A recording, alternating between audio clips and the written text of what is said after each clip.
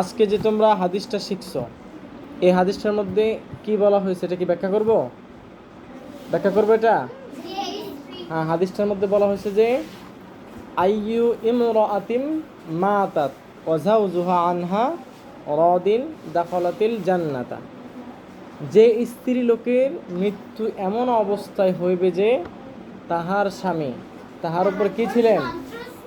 সন্তুষ্ট ছিলেন, সে কি হবে? সে বেহেশতি।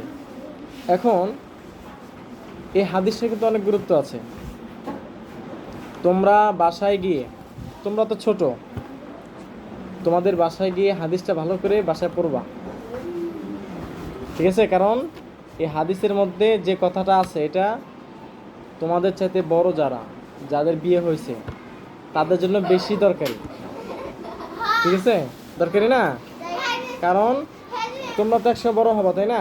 তোমরা একসময় বড় হবা, তোমাদের ছেলেরা বিয়ে করবে, মেয়েদের বিয়ে হবে, ঠিক আছে? তো এই হাদিসটা তখন তোমাদের জন্য কি প্রয়োজন হবে বেশি। আইয়ু ইমরাআতিম মাতাত ওয়া যাওজুহা আনহা রাদিন দাখালাতিল জান্নাতা।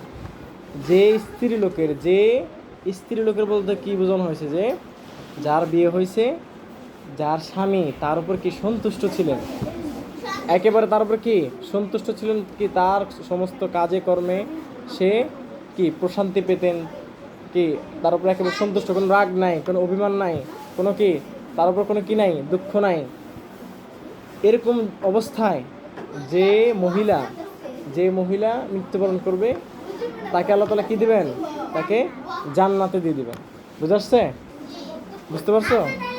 এটা হচ্ছে এই হাদিসের ব্যাখ্যা। এটা হচ্ছে এই হাদিসের কি ব্যাখ্যা, বুঝাচ্ছে?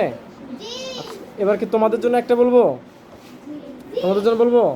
আর এবার তোমাদের যেটা কাজে লাগবে এটার জন্য তোমাদের একটা বলি, হ্যাঁ? আচ্ছা, দাঁড়াও আমি একটু বের করি, এটার জন্য তোমাদের কোনটা প্রযোজ্য আমি বের করি।